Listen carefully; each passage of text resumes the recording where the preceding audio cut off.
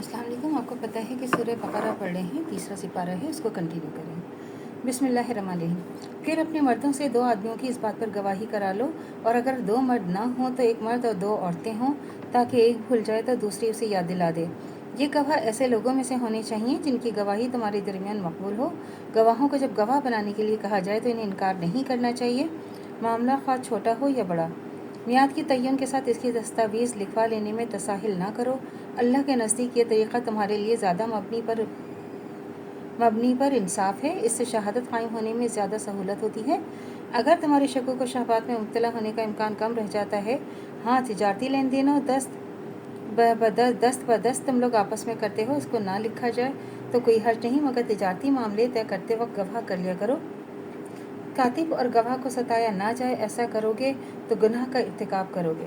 अल्लाह के गज़ब से बचो, वो तुमको सही तरीक़े अमल की तालीम देता है और इसे हर चीज़ का इल्म है। अगर तुम सफ़र की हालत में हो और दस्तावेज़ लिखने के लिए कोई कातिब ना मिले तो रहन बिलक़ब्ज़ पर मामला कर लो।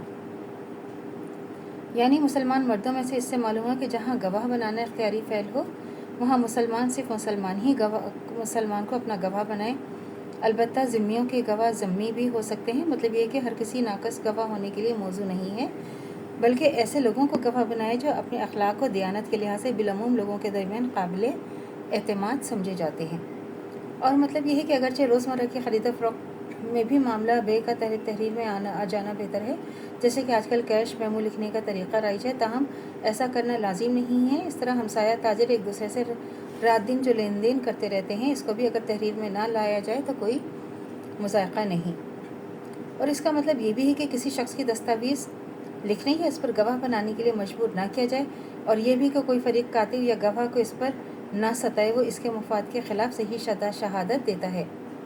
ये मतलब नहीं है कि रहन का मामला सिर्फ सफ़र ही में हो सकता है, बल्कि ऐसी सूरत जिनके ज़्यादातर सफ़र में पेश आती है, इसलिए ख़ास तौर पर इसका जिक्र कर दिया गया है।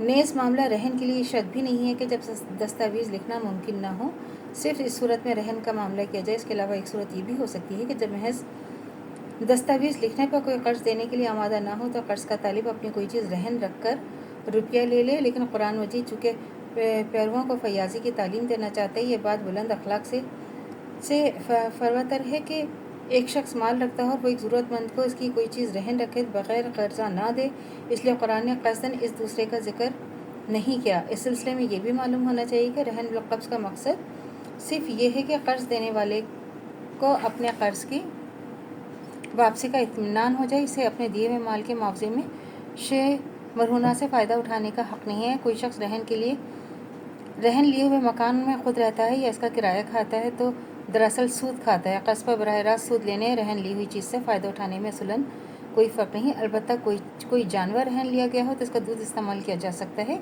और इससे सवारी बर्दारी की खिदमत ली जा सकती है, क्योंकि ये दरअसल उस चारे का मुआवजा है जो मरहतन इस जानवर को खिलाता है। तो अल्लाह से दुआ करनी चाहिए जो हमारे ईमानी मरते दम तक कायम दायम रहे, ख़ात्मा बिलखैर ईमान पर हो। इजाज़त दीजिए। अल्लाह हाफ़िज़। मेरे चैनल को लाइक कीजिए, शेयर कीजिए, सब्सक्राइब कीजिए। शुक्रिया।